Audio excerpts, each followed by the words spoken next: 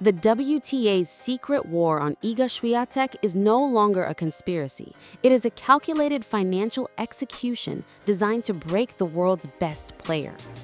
New participation mandates are specifically weaponized to bleed Swiatek's prize money through predatory luxury tax penalties that target her dominance.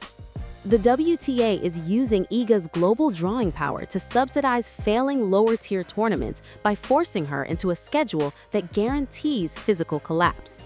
Official rulebook clauses prove the board has granted itself the power to legally seize earnings from players who put their health above corporate profit. As Swiatek begins to fight back, the WTA executives are entering a total meltdown mode, desperately trying to hide the evidence of their fiscal traps. The tennis industry is finally turning its back on the corrupt leadership, as Iga's resilience proves the villain's reign of terror is coming to a definitive end. The WTA is in a state of total meltdown, and the target is the best player on the planet. Iga Swiatek is being systematically forced out of the sport she dominates. This is not about tennis anymore. This is about a predatory financial system that is designed to bleed her treasury dry. The documents prove that the WTA board has created a trap. They are using luxury tax penalties and participation mandates to effectively bankrupt Swiatek's success. The reality is that the world number one is being punished for being too good. The villains in the WTA front office have a secret playbook. They realized that Swiatek was becoming too powerful and too independent, so they changed the rules to ensure she could never rest.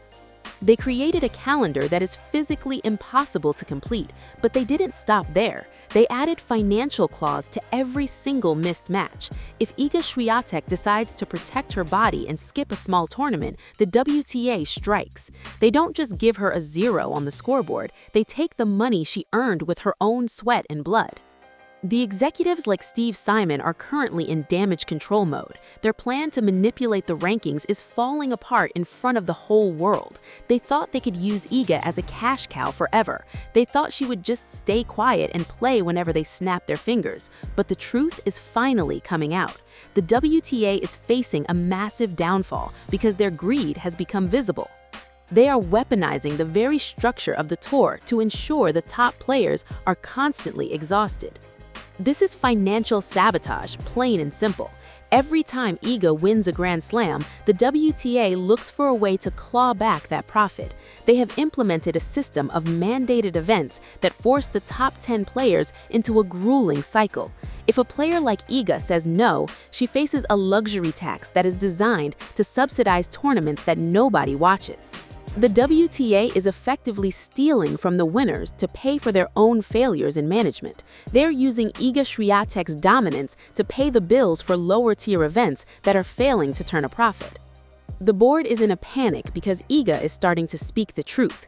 She is the brave truth teller that the system is terrified of. She has pointed out that the schedule is killing the players. And how does the WTA respond? They respond with more fines. They respond with more threats. They're trying to bully the world number one into submission, but it isn't working. The fans can see that the villainous leadership is desperate to keep their power.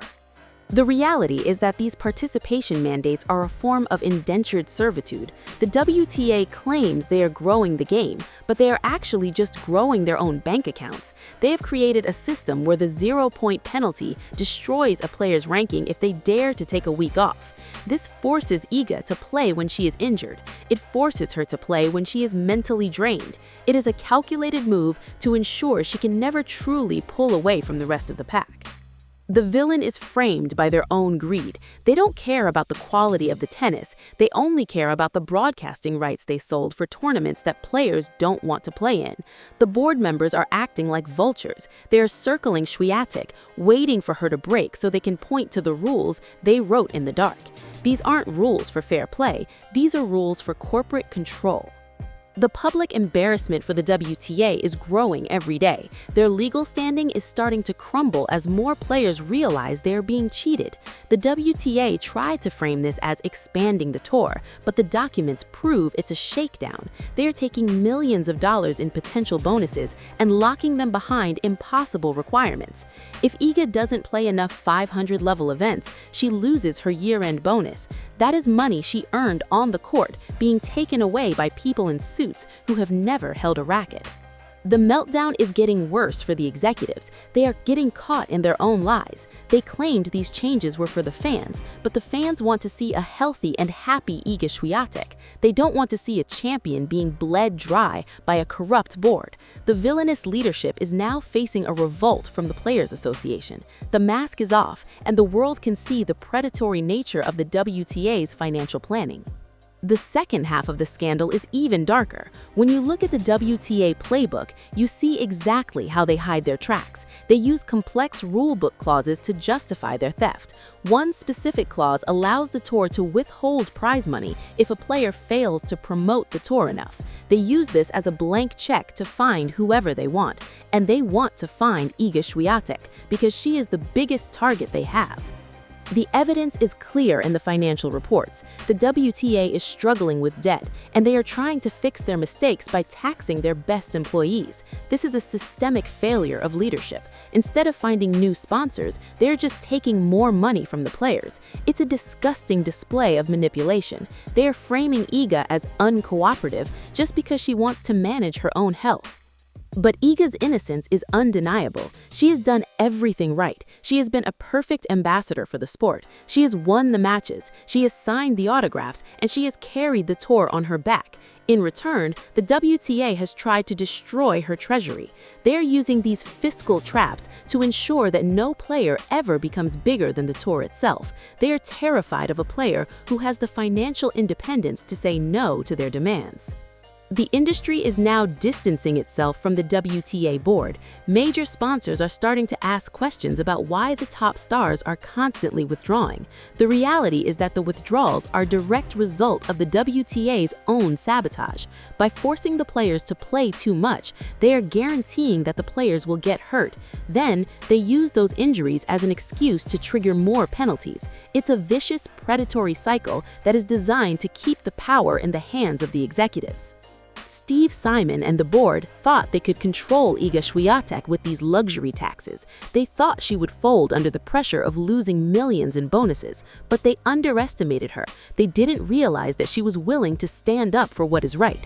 The villain's accusations that she is hurting the tour are falling apart. It is the board that is hurting the tour. It is the board that is driving the sport into the ground with their greed.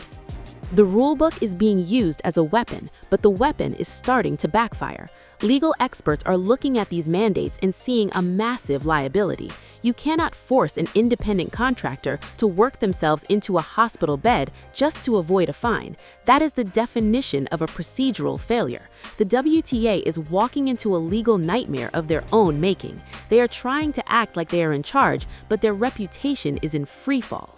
The documents prove that the WTA executives knew these rules would disproportionately affect the top-ranked players. They did it on purpose. They wanted a way to redistribute the wealth from the winners to the tournaments that are failing to attract an audience. It's a socialist nightmare inside a capitalist sport.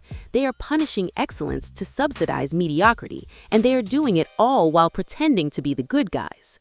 The truth is that the WTA is terrified of Iga's influence. She has the power to change the sport, and they want to take that power away. They want her focused on her bank account so she doesn't focus on the corruption in the boardroom. But the hero isn't backing down. She is showing the world that you can't buy her silence. The villain's plan to bankrupt her dominance is failing. Every tournament mandate is another brick in the wall the WTA is building around their stars. They want to trap them in a never-ending season. They want to make sure the players have no time to think, no time to organize, and no time to protest. But the meltdown is here. The players are talking to each other. They are realizing that the luxury tax is just a fancy name for a protection racket. The industry is starting to see the WTA for what it really is, a failing corporation that is cannibalizing its own stars. The reputation of the board is destroyed. They have shown that they value a few extra dollars more than the health and well-being of the world's best athlete. This is the ultimate betrayal of the sport.